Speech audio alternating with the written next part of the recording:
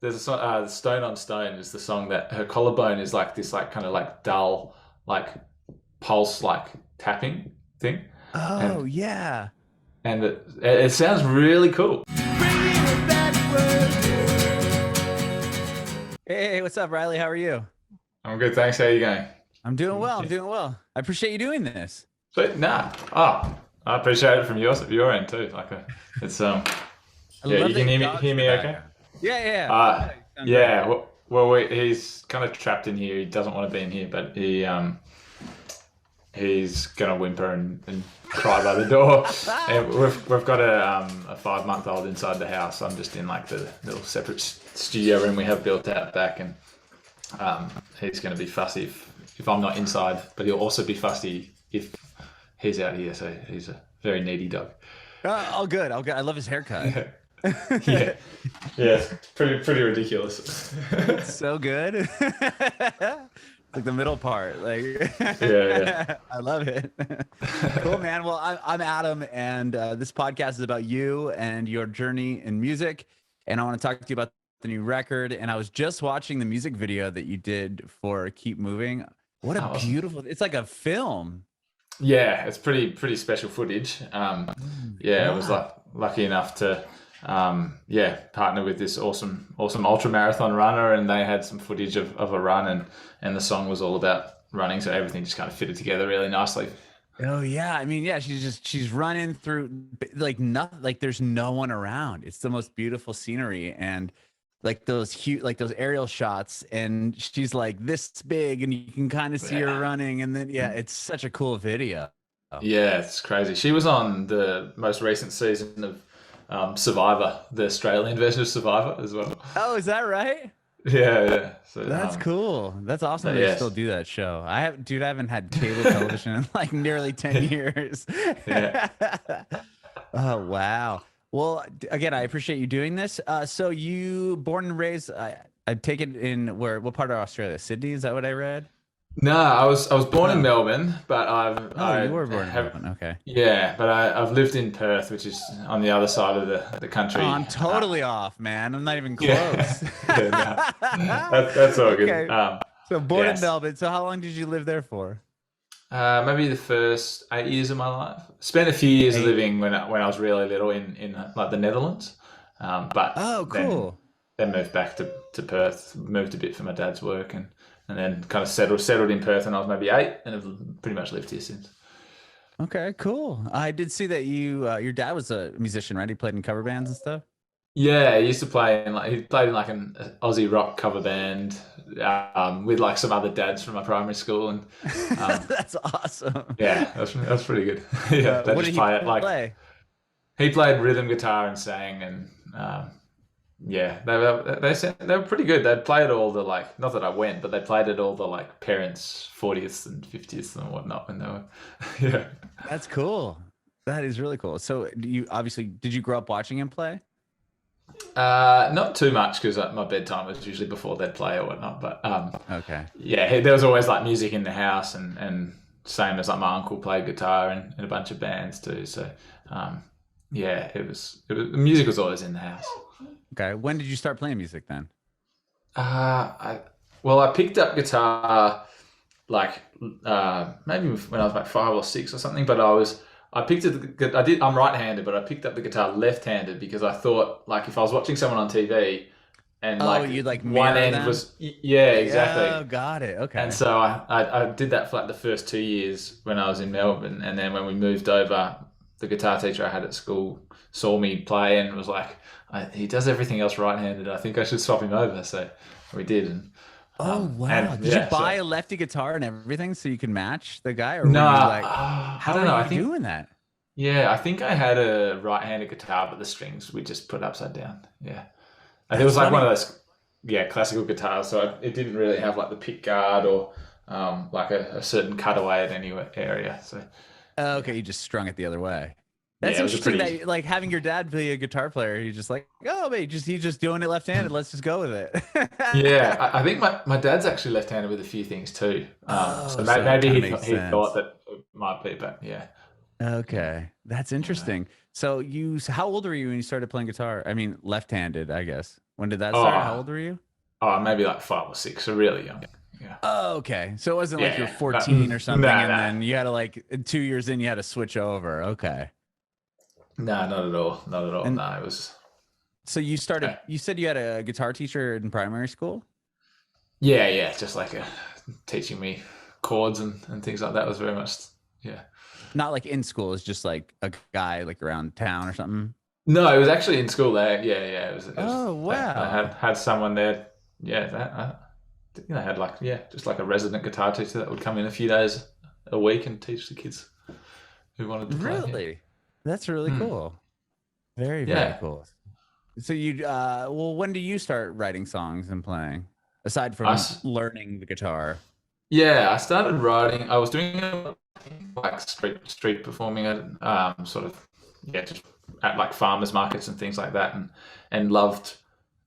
Yeah, I really loved that. Like I love like playing songs, my own versions of songs and whatnot, and um, yeah, from there I just wanted to start writing my own songs and seeing if I could like slip them into um, my set or just and see if anyone would notice and then the more I did that, the more I like really got involved in like trying to figure out like the next steps of recording and playing a Hmm. gig and like open mic nights and stuff like that and trying to like and I was getting a good response for some of my songs, so I was like, oh, like like each time I was like, what's the next step? What's the next step? So I was Sure. really like trying to soak in like everything, and so I was probably maybe like 16 or 17 when I started writing my own songs um, and then maybe recording maybe when I was 18, 19 or something was my first like recording in a studio experience and Okay. yeah from there I just kind of like loved the whole process of it and figuring out how everything worked and um,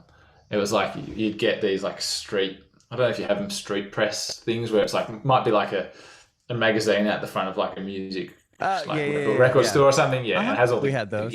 gigs and stuff and yeah they're not as popular I think now but I know with the yeah internet and everything.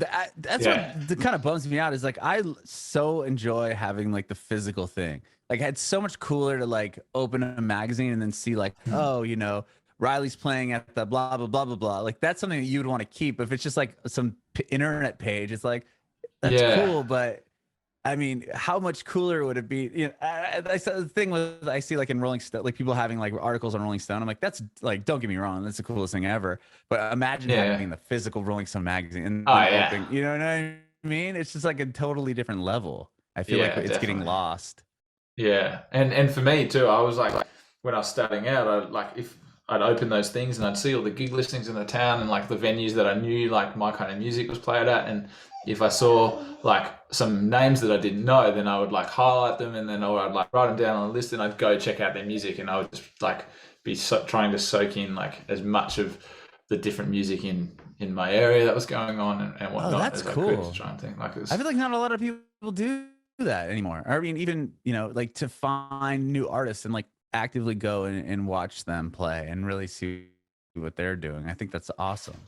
Yeah, well, it felt like a chore by the end of it, but it was like it was you really had to like, and I wasn't going to every gig, but it was like But yeah, still. I was like at least like looking up what they sounded like and be like, oh, that'd be great to play a show with, or like yeah, and trying to um yeah, really like immerse myself in the scene. Well, that's so. You said you were playing what, like farmers markets, kind of doing cover gigs, street performing, and Mm. then when did you realize, like, when you started sprinkling your own songs? Is that when you started seeing a response from people and being like, oh, like this is kind of like, what was that? When did you start getting validation that like you were doing what you should be doing as far as like songwriting and people were responding to it? Well, yeah, I was kind of playing some shows and people were enjoying the song. Like, yeah, from writing a few songs, I then started like playing a few songwriter nights or whatnot around town, and I think from that, yeah, people, I got like some good responses from it, and started thinking, all right, well, like maybe the next step is to record some of the songs, and I really wanted something like I really at that point when I was doing a lot of busking, I loved like artists like Passenger who Mm. had done a lot of that stuff, and I always loved the like discovery element of discovering a new artist, and like if you discover someone on the street playing, like that's like an even better thing, because it's like like I've just stumbled upon this like absolutely amazing artist when I was just going around running errands or something like that. Like it's a pretty cool thing. So and I wanted to like give something back to the people who were always at the farmers markets or something like that, dropping some coins in, and so I started recording, and I wanted to create a CD that I could give to them, and that's kind of how the snowball started. And was that the first EP you put out? Was that the one from 2016, the Outside the Lines album, or was that that was later? So this one was okay. I was gonna say. Yeah, this one I was saying you hit it out of the park on the first record. Yeah, no, okay. I wish. No, the first one I put out was it was like an EP called We Are Fools, which had a bunch of songs that, like I liked the songs.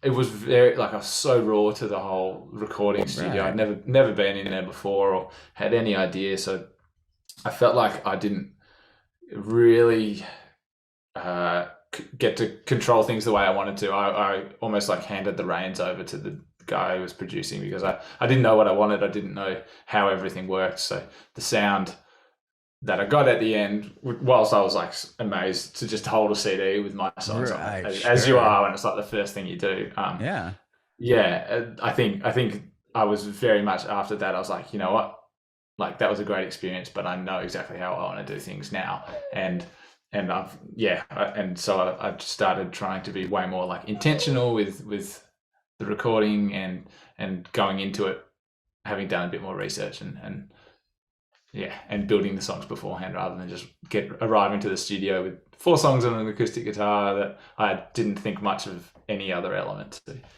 Right. I mean, you go in there, you don't know. You're like, all I know is this is how the song goes, and I play it on the guitar and I sing it. So let's roll. Like, was it intimidating going to the studio the first time, or were you just excited? Nah, massively intimidating.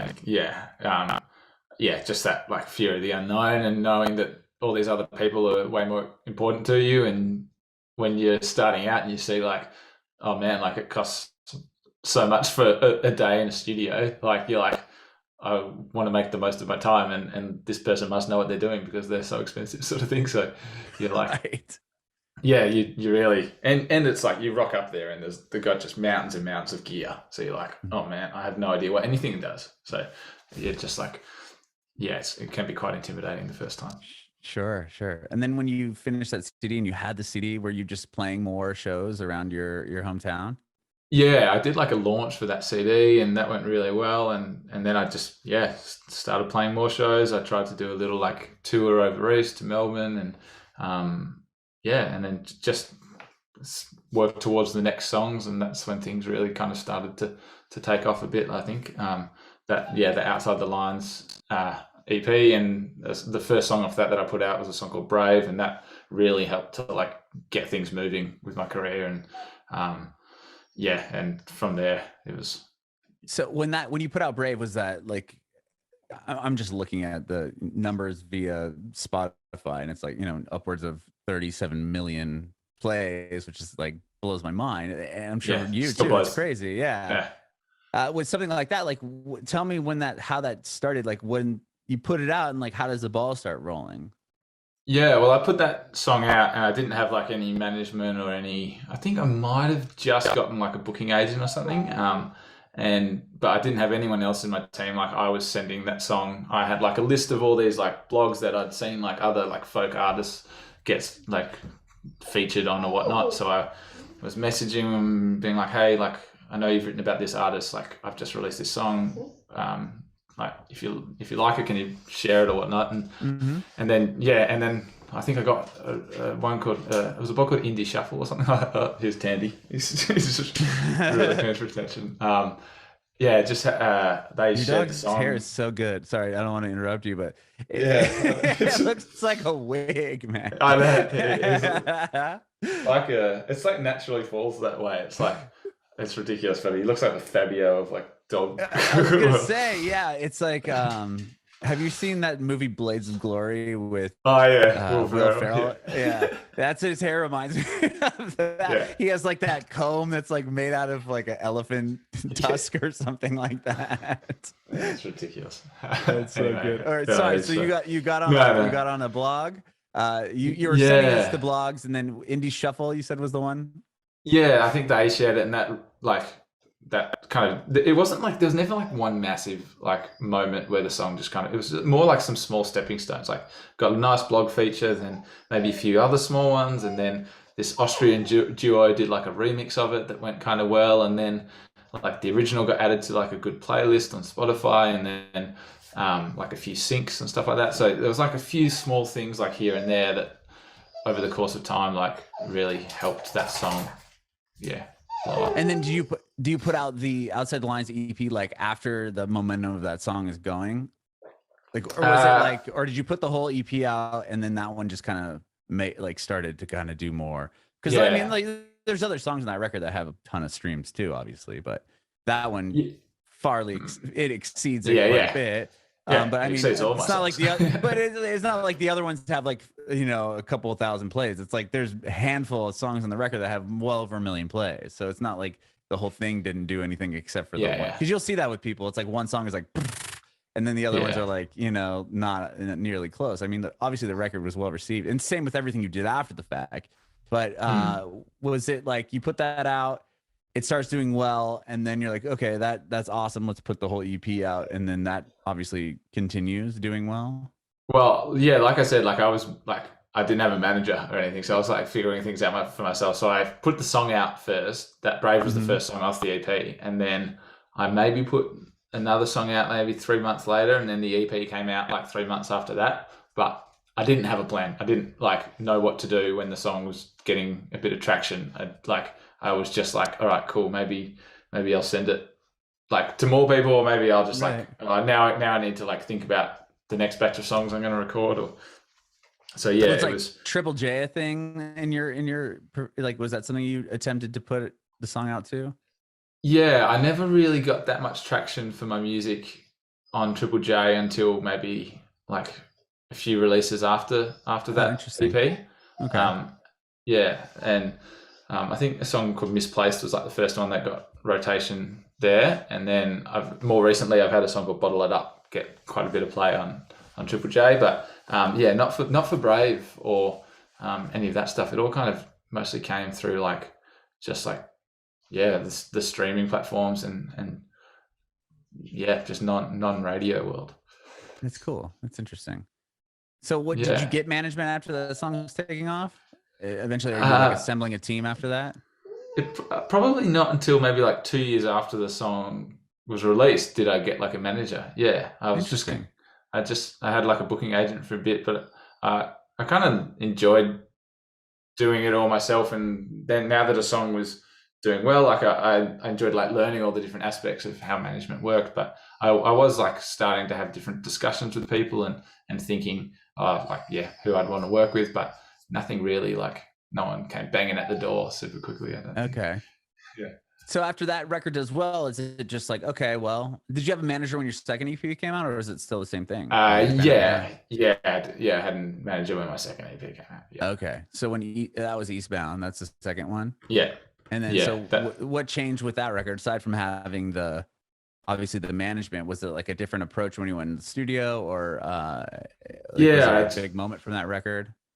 Yeah, I had a producer like Hayden Callan, an artist in his own right that's like amazing songwriter, like amazing production wise, and I really wanted him to like. Originally actually, I asked. I don't know if I asked him but I just had the idea of working on Brave with him, and interesting. But I don't know if I asked him, and he might have just been busy working on his own stuff or something like that. But anyway. I can't recall. And so I got him for the next batch of songs and the Eastbound EP. And so I always wanted to work with him. And then, this was my chance, I thought. So we recorded those songs, and I was stoked with how it turned out.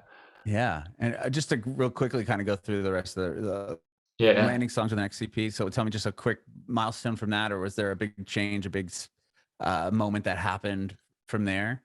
Yeah, that was more like I really wanted like the songs to hold. Like I think the previous EP was very more like a bit more production focused, and this one I was like I want the songs to really stand more acoustically, so there's a bit more of a raw sound in those ones. Yeah, and then you put out acoustic EP, right? Just Yeah, some of the old songs too that you just yeah, re-recorded acoustic. yeah. And so, because I know your new record, from what I'm reading about the new record, is you rented a house, and I really want to talk to you because I'm super interested in like this whole process. But you also put a record out, what, in 2021 and 2020, or was it just 2021? Loving all that stuff. Yeah, so I put 2 EPs out. I was pretty Oh, maybe lucky I to. can sleep it off. Yeah, like so. Were Yeah. those 2 records? Where do those come in play versus the EP or the record that you're releasing? Coming up like at the end of the week. So I was really lucky timing wise that I recorded the 2 EPs, those 2 ones. Maybe I Can Sleep It Off and Love and all that stuff in like early March 2020, right before like the pandemic kind of shut everything down. So I was like, so you recorded both. Did you know you're going to split them up into 2 EPs? Yeah, I knew from the start they were going to be split up. So, but I just had like this. I think originally I was going to do it as an album, but as I was like picking the songs, I was like, nah, they're too, like they kind of fall into 2 concepts. So I was like, I'm going to put them out as 2 separate EPs. And so yeah, I was super lucky that I had recorded like 12 songs before everything shut down, and so that worked out really well for me. And and those songs. They were just like, it was just a different chapter in my life. I think those ones versus the new album. The new album's very much like it's got its own story and sound and yeah. That's interesting. Okay, so you had both of those, and you're like, okay, well, I know I have these records, so I have, because the world shuts down and everyone's like, what's gonna happen? At least you kind of had like a bit of stuff to work with. You can be like, okay, I'm going to put this EP out, and then I'll have some time, and then I can put this EP out. But when do you decide, like, I just wrote 2 EPs in March and recorded them all, and let's do another record? Like, you must be constantly writing. Yeah, well, I mean, that's the thing. When the world shuts down and you can't play any shows, you kind of have to. The only other side that I know is writing. So, and it's weird too. Like, it's a weird place to be in where you're like, so often you're touring and writing about experiences of traveling around and playing shows and stuff like that, and then all of that's like taken away, and you're just like stuck inside an apartment, and you're like, how do I write these songs about things I'm experiencing in a world where I can't like do much, experience anything? Yeah, exactly. So I was just like writing heaps, and I was were you just like, pulling from like like past life experiences? Like, how do you even navigate that? Are you watching TV and kind of like pulling ideas from that? Like where are you getting inspiration from? Yeah, well, the album was very much centered around like me and my partner. We made the move from Perth to Melbourne at the end of 2019 to like we'd planned on like we'd built it up for ages and planned for it, and then we were thinking we might do maybe like 3 or 4 years over there, and I like most of the music scene is over in the East Coast, so I was like, all right, cool, like my career's going really well now. I think I can like head over there and try and like get a bit more of a leg up and try and establish myself a bit more. And she was studying nutrition, and her uni was over there, so she was mostly doing it remotely from Perth, and so she wanted to finish that off over there, and so it made sense for us to go do that. And then we kind of moved over at the end of 2019, then the pandemic hit, and we were just like, all right, cool, like Melbourne's like taught to like, or like, yes, it's said to be one of the most livable cities in the world, and then like we moved there and everything shuts down, and we know this thing's gonna like hang around for ages, and it kind of takes away the appeal of Melbourne in a lot of ways, and especially when you're like living in an apartment for a bit. And so we lived there for a year through like quite a full-on lockdown, and it was quite hard for my partner, who was like from the moment we got there, she was working and studying full-time both from home, and didn't know many other people like in Melbourne going through the same thing, or didn't have a chance to make friends and stuff like that. So it was quite hard on her. So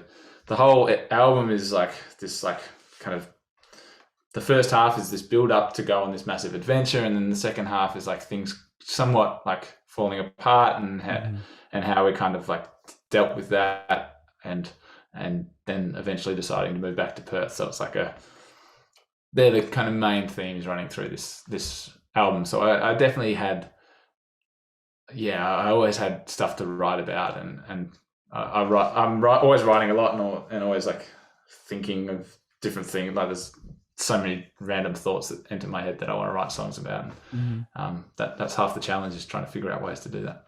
Sure. Before we did that, or before we really started, you said that there's a 5-month-old sleeping in the other room. Is that did you have a kid over the course of the last year too? Yeah, we did in December. That's a huge moment too. Congratulations. Yeah, thanks. Yeah. So that probably added to quite a bit of stress throughout the pandemic as well. Yeah, well, that was 5 months ago. It was kind of a bit more on the end of like the kind of. But then 9 months prior to that, right? Oh yeah. We're like looking at about a year and nearly a year and a half. So yeah. So, but no, it's been, we're both pretty chill, and Australia is like pretty lucky in terms of how the pandemic's affected them compared to the rest of the world. So we definitely like consider ourselves lucky. Okay. But congratulations. That's so awesome. Thank you. Yeah. Well, tell me about, so when do you decide, you guys, rented a house or something? You rented an area and just went, okay, we're going to move here. We're going to spend some time here, and I'm going to write and record a record. Is that what happened? Yeah. So when I did the Landing Songs EP, I recorded that with a guy called Garrett Cato, who's also an amazing musician and an awesome bloke. And he lives on the other side of the country. So I moved across there for a week or two, and we just recorded it, and it was great. Like I loved the idea of like just like putting your life on hold and going and recording and being in a new location, and all of that like landscape and just that feeling of being somewhere new creates this like amazing excitement, and you can like channel that all into the record. And I wanted to do that, and all the songs had a real like wintry kind of feel to them. So it was like the southwest of Western Australia is an amazing place. I'm not sure if you've ever been, but it's like some really nice like rugged beachy landscapes, and there's a lot of like surf coasts down there. And there's like a pretty big city right kind of at the bottom there. What is that one? Or am I like tripping? Margaret River? Or I don't remember. Yeah. I interviewed somebody that was the psychedelic porn crumpets. They're from there. Oh yeah. And he was saying like, he was funny just because he was like, they were open and like all of the rest of Australia wasn't for a long time because there was a small percentage of people there. I just can't remember the town, but sorry. No, that's all good. There's a lot of very small towns on the bottom of Australia. Okay, so was that kind of where you're at, or you said you're on the West Coast? Yeah, we're on the West Coast and like the Southwest. So there's like Margaret River and all those kind of areas. Okay. And it was great. Like I loved like everyone was in the house who was like part of the recording, and like we'd have different musos come and go, and it was a really lovely and we also had like a lovely couple who were recording like the documentary for like the making of the album. And it was just so nice not having to do like the commute back and forth to the studio every day, and everyone just like living in the house and like immersing yourself in the landscape, and having to deal with like the house wasn't like a recording studio.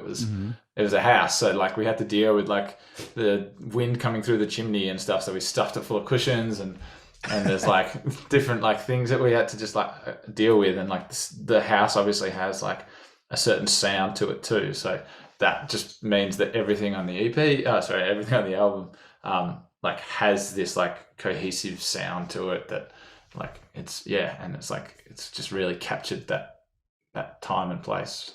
That's so really cool. Nicely. Yeah, you kind of described it in a quote I saw, like having like you can hear the floorboards and like the gravel of the driveway. Like that's all probably just things that are happening as you guys are recording the record, right? Yeah, and we like also lent into it too. So we were like, you know what, like the opening song is a song called Kindling, which has some like we often like a few of the nights that we were there, we had like a fire going outside, and we ate dinner outside around the fire, and so we like recorded some of the fire just crackling, and then just laid that into the track, and like other stuff like that. We it was just like, I love those like tactile, like different sounds that you hear in a record that like, yeah, it just like sets it apart a bit, or like you don't, you might not hear it on the first like 3 times that you listen to the song, but then the 4th time you're like, was that a fire? Like, Yeah, like, I like that little Easter egg type deal. That's cool. Exactly. And what's the story behind this? Your friend's collarbone and the taping of your friend's collarbone. So how did somebody break their collarbone?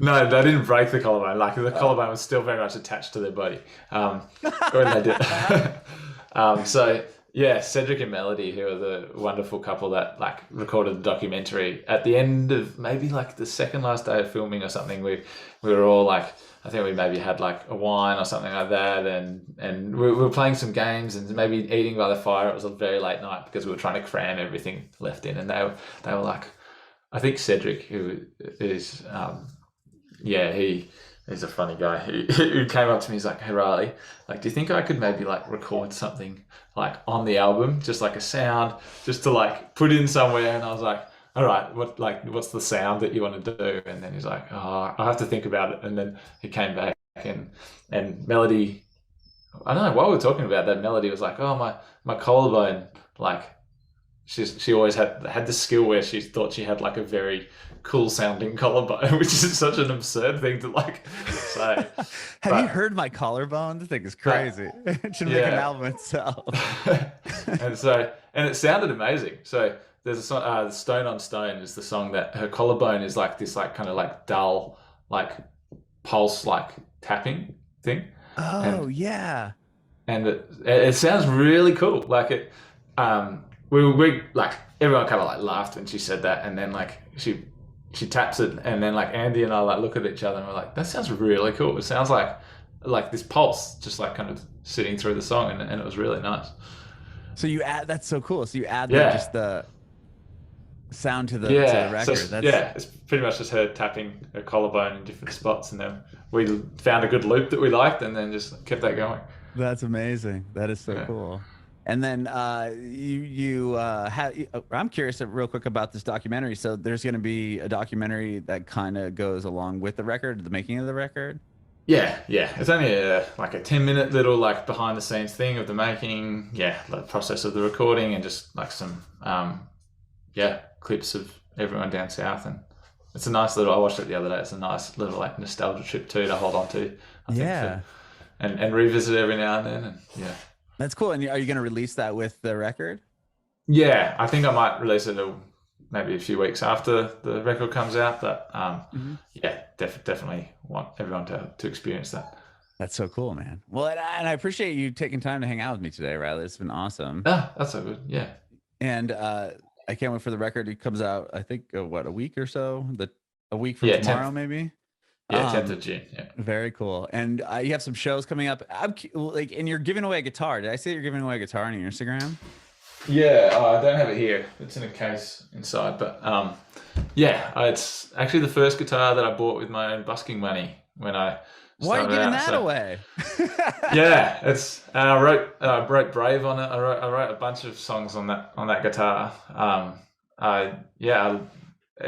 love the guitar. It's great, but it's one of those things where I think my time with that guitar has moved on, and I think it would be great for someone else to maybe. Yeah, I hope the person that wins it is a songwriter, because it would be nice for them to like maybe get some songs out of it. Yeah, wow, what a cool. I mean, I can't believe you're giving away that guitar. I figured you're like, and then I got this whatever at the store and I gave this away. But the fact that you're giving away your actual guitar that you wrote these songs on, that's, I mean, wow, that's cool. Yeah. Well, I mean, it's weird because I feel like I am actually a sentimental person, but no, I just think it's time for. Yeah, I don't want to convince you not to, but like, you know what I mean? Are you gonna sit? Yeah. How does somebody win it? And like, how are you gonna choose that? You just got to pre-save this album. Yeah, if you pre-save the album, or if you pre-order the vinyl, then you get like 10 extra entries. So yeah, just people doing that, and then I'll pick someone at random. That's crazy. That's so cool, man. Well, I hope it goes to a good home. Yeah, me too. Yeah, right on. Well, I appreciate your time. I have one more quick question. Do you have any advice for aspiring artists? Yeah, just to write heaps. Like, I think it all comes back to like music. It can be it could, like there's so much information out there. It's so easy to be like, I don't know, torn in different directions. I think just focusing on the songs and writing and just work on songs and like focus on the things you can control is a big thing for me. And it took me a while to learn, but that's probably the advice I would have is. Bringing it backward.